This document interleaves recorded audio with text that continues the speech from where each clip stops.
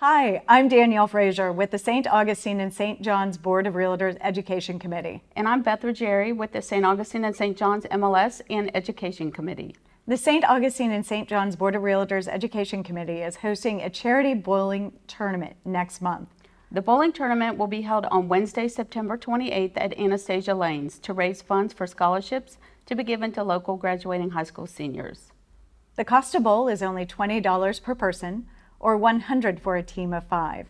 This includes bowling as well as shoe rental.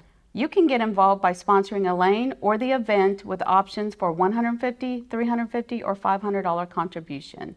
Additional information will be in the link provided. There will be live entertainment provided by DJ Random Mix, as well as early risers will be on site for food truck service. Also, stop by the Cash Bar to try our signature event drink, the Boltini.